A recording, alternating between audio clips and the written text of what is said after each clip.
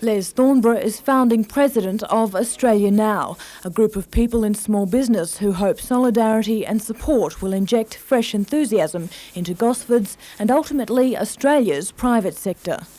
We really do think that the only way to reduce unemployment is to have a strong small business sector. I think it's been proven that big companies discard people because technology comes in and employment gets pushed out the door. Small business proprietors and business people are the ones that will employ Australia's future. Australia Now will become a cross between a lobby group, a support group, a networking framework and a source of information. I think the most important thing we can do as Australia Now is to educate the people and inform the people of what is actually happening out there. We intend to have our own groups that can educate people on ways of running their business better and more efficiently, to raise a level of professionalism of small business people as a whole. 12 months in the planning, the organisation is starting with a bang. A dinner at Gosford Golf Club tonight will launch this glossy newsletter, 12 pages outlining the group's philosophy and aims. It's a small group with big plans, but it remains to be seen whether the tough economic times are enough to make small businesses not only sit up and take notice, but get involved and make Australia Now a success. Alison Peters for NBN News.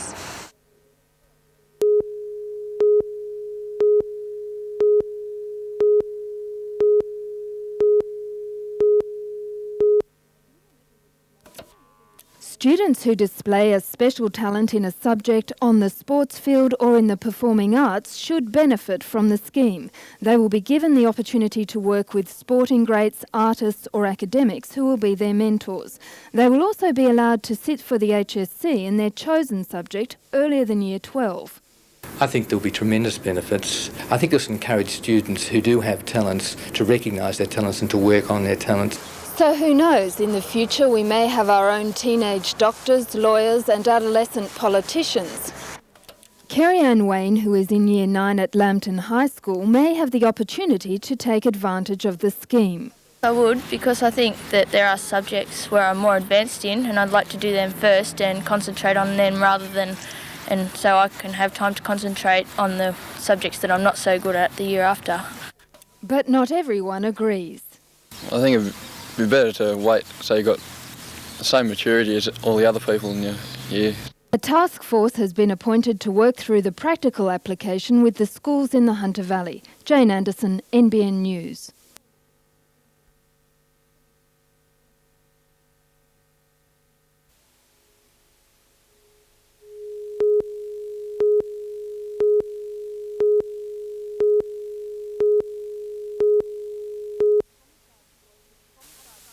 Homicide Squad police have been looking for Andrew Malone and his female companion Billie Jean Kirk since the body of 29-year-old Manson was dragged from Lake Macquarie off Pulbar Island last month. He'd been bound and weighted with a deep gash to the back of his head. Photos of the pair have been widely circulated, but the last positive sighting was at a King's Cross motel 2 weeks ago. Since then, there have been a rash of reported sightings in Sydney, Brisbane and just today, Newcastle. However, none have been confirmed. Today, the man leading the investigation, Senior Sergeant Lance Chaffee, says it's possible the pair are being harboured and says despite press reports, police have no theory on where they might be. In fact, very little has been revealed about either suspect until the last few days, when it was discovered this is not the first time Andrew Malone has been on the run. In 1983, while serving a sentence for burglary, he escaped from Princess Alexandra Hospital in Brisbane while having chemotherapy for Hodgkin's disease, a form of cancer. His breakout sparked numerous public appeals asking him to give himself up because he would die without treatment. He remained at large for 26 days. During that time, he spoke to Rob Readings of the Nine Network, telling of his fear of perishing in a prison cell. The first thing I want to ask you is, will you give yourself up? Not unless I know that I can get out of jail. I don't want to die in jail, that's why I escaped. No, just explain that. Why did you run? Because I thought that I wouldn't get out on parole. In fact, I was told by one of the doctors that they wouldn't release me on parole until they knew for sure that the cancer had got to a stage where it couldn't be treated and I was going to die. And I wanted to be free. I just didn't want to die in jail. How much time do you have left to serve? Until 1985. about nearly another 2 and a bit years. All right, and you're what, 22? 22, yeah. Well, let's say that you served your complete time. You're still only a young man. Yeah. But the whole thing is that I mightn't get to the end of my time. Sometimes I have my ups and downs. Sometimes, you know, I'm really good, I feel really fit, but other times I just feel the exact opposite. You have a good head of hair? Yeah. Well, actually, it's not really my own hair, it's the hospital, no.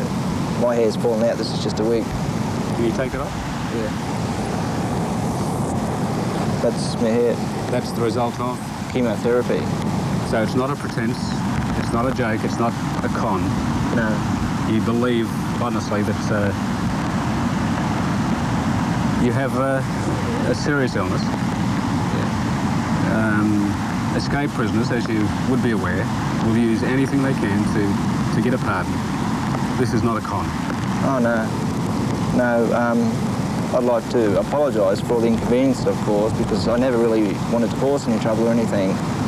But that last day I went to PA, a patient at PA who I'd known since I've been going to PA, who's got the same disease as me at the same stage, except I thought he was better. He had more chance of being cured. He is now, from what I've heard, he's going to die any time now. And that's what really cut me up, because 2 weeks before he was just like I am to you. He was talking to me and I was sicker than him. And he was standing by my bed talking to me, seeing how I'm going and everything. And then I go back to PA 2 weeks later and there he is, nearly dead.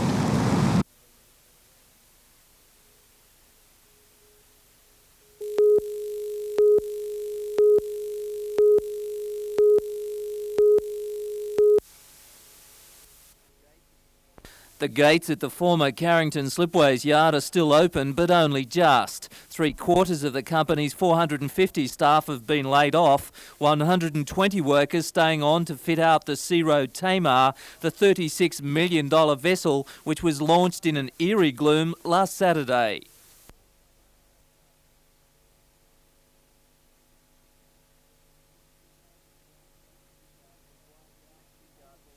The shipyard will wind down to total closure within 2 months with all staff laid off. But today, General Manager Keith Lynch offered some hope. A recruitment drive by the Australian Submarine Corporation to take on skilled tradespeople. I think they've discovered that there's a real pocket of skills here which will fit their requirements beautifully.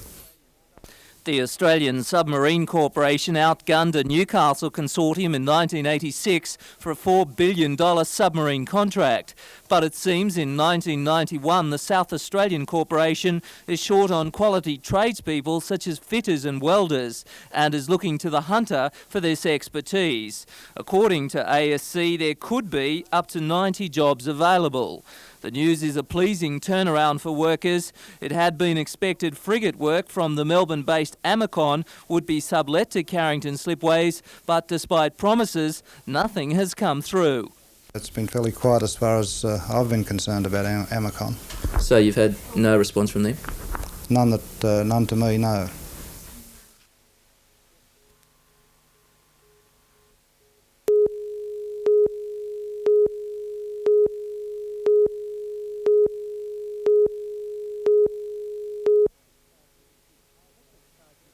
Detective Sergeant Hugh Hargrave has seen hundreds of fake IDs, but until now he's never seen a falsified photo licence.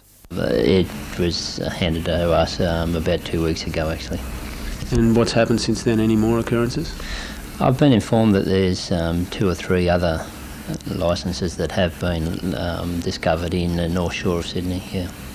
The fakes were found because they didn't have the New South Wales crest imprinted onto their plastic and didn't have light and dark stripes along the top colour bar. Police have warned local security firms to be on the lookout. We've already held a seminar last week at Gosford RSL Club with all security personnel that are involved in nightclubs or looking after discos and that, and informed them of it.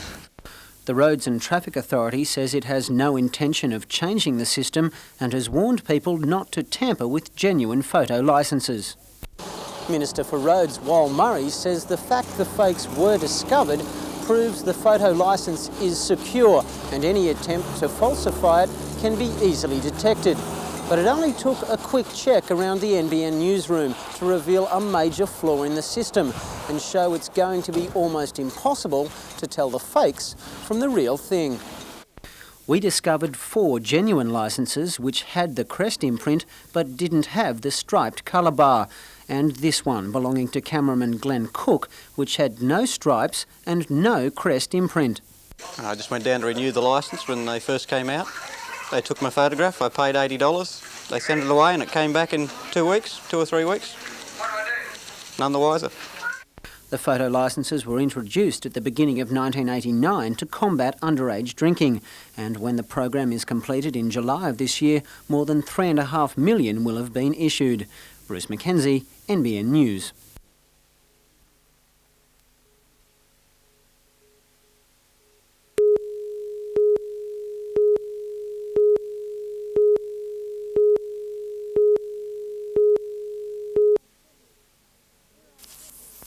There are several surprising ideas in the theory of Professor Ron Laurer. In the largest control study to date on melanoma, which has just recently come to light, it's been shown that if you compare blue and white collar workers who are indoors for most of the year in their jobs and compare that group to outdoor workers, people, labourers and other people who are outdoors most of the time, it turns out that the rate of skin cancer is actually greater for the indoor group than it is for the outdoor group.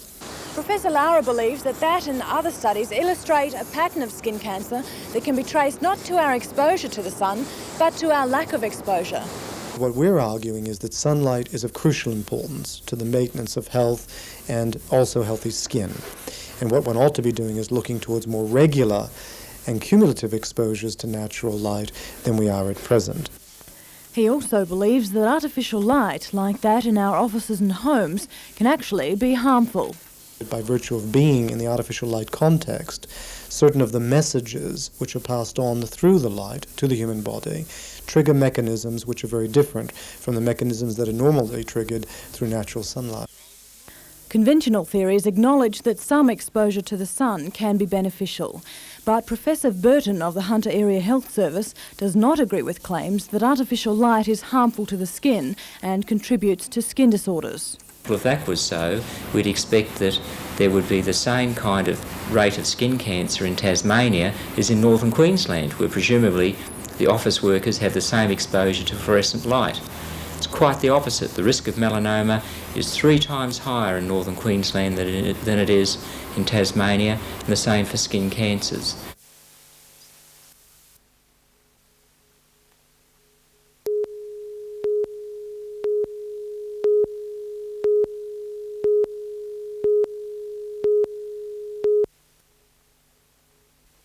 The match was only 43 seconds old when Stephen Berry and Chris Ackley nearly gave Avala the lead. Then it was Austral's turn to attack, and Andy Roberts made a great run down the left flank, and youngster Adam Leatherbarrow couldn't quite convert. Craig Carter, back in the line-up after serving a one-match suspension, made a great save to keep the status quo at 0-0. The pace was frantic, and at the other end, Dragan Popovac was also called into action to stop a Howard Tredinick header. In the 40th minute, Carter was instrumental in again denying Avala as he brilliantly stopped a tremendous Steve Berry shot, and at half-time, no goals. The second half produced chances for both teams, with Berry and Alali combining, but the shot by the number 7 scurried across the face of goal. And then Austral's best chance was laid on by the juniors in the team. From Sharp to Halpin, onto Leatherbarrow, and he wasn't able to get full contact, and a golden opportunity went begging. The final throw of the dice went to Avala as Radic wound up on a drive and it hit the crossbar, telling the story of the match. Final score, Australs 0, Avala 0.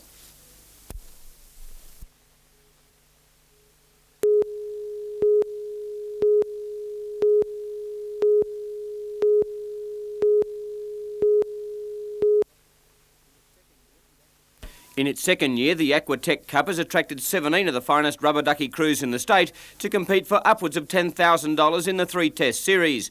4 separate events are contested during the carnival: the assembly, where the crews completely fit out an IRB with motor and also the fuel tank, drag the craft into the water and race out and pick up a patient and return. The rescue is a mass start, and it's full bore right from the outset, and another section is the mass rescue, an extension of the previous event. The Aquatech Cup itself is a little more complicated, with 4 people involved in the rescue and care of the patient. Today, the Coaldale crew with 21 points won the first round of the Cup, with Tea Gardens and Ballina second and third respectively. And ironically, that's how they finished on overall standings at the end of the carnival. Also up for grabs was a 25 horsepower Johnson outboard, and the lucky club were Caves Beach.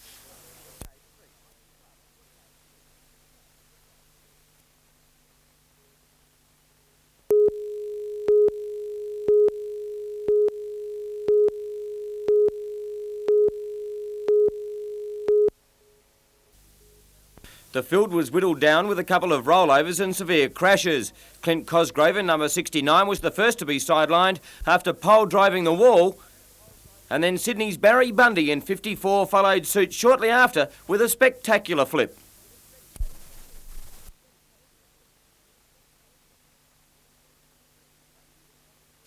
Bundy recovered to repair his car and finished second in the Masters behind Beresfield driver Graham Gillespie. The action continued in the Formula 500s, with Roy Urpeth finishing on his roof, and in the Super Sedans, the inevitable Bingles were part of some powerhouse racing.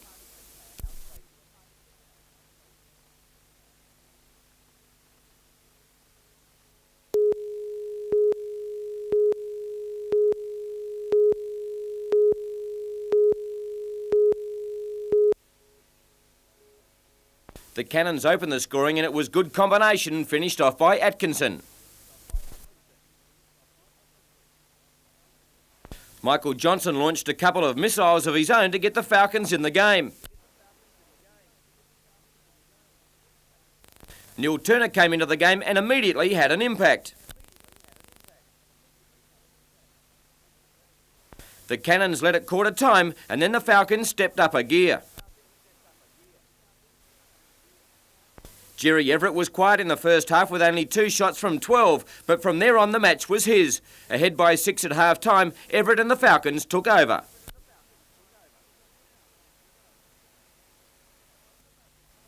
But on the buzzer, Charlie Thomas halted the Falcons' stampede.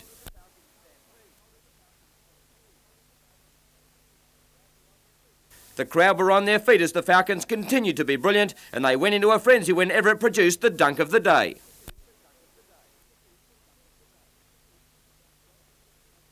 Johnson kept the momentum going with a big assist.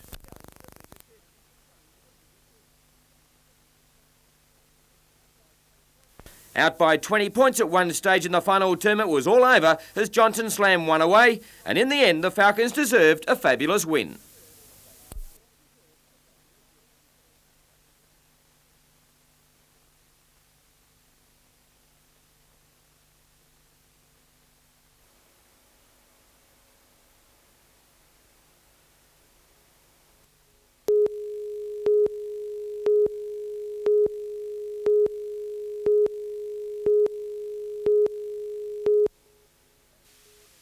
Traffic slowed along the busy Pacific Highway while Waratah Mayfield and Shortland RSL club members marched to the Sandgate Military Cemetery.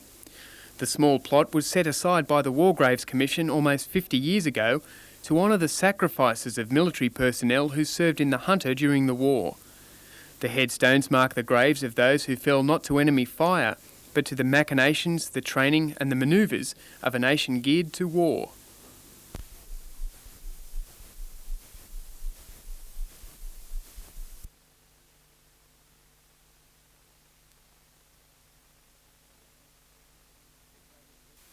Decorated veterans from the home front and from far-flung battlefields remembered those who would not grow old.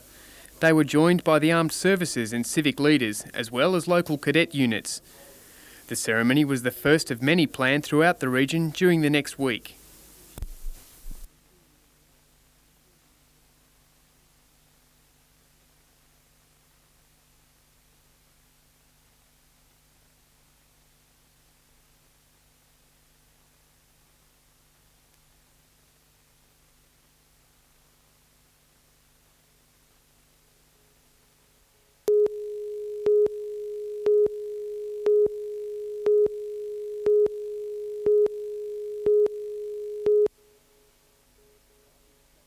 The driver was trapped in the wreck for an hour and a half after his rig rolled on its side at Cundletown. He was freed by the Manning Rescue Squad and taken to Manning Base Hospital, suffering fractured ribs, shoulder blade and legs. The truck carrying a load of fresh produce and tomatoes was righted after blocking the Pacific Highway for 2 hours.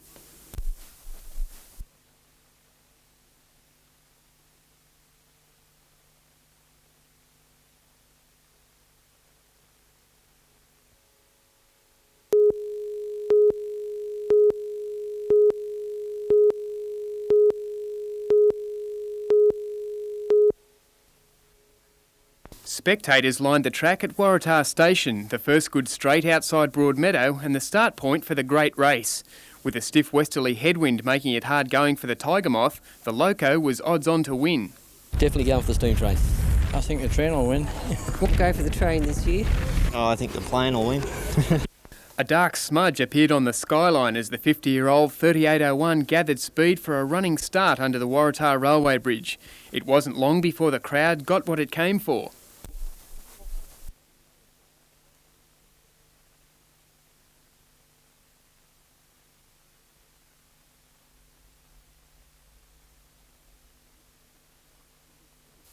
It was clear skies and a good crowd ahead in Maitland. Then the sight of a lone biplane following the tracks. The aviators had it. 3801 steamed in as if it had lost its puff. Not so, however, for the steam buffs crowding its carriages. The thrill of the ride enough to stoke their boilers until next year.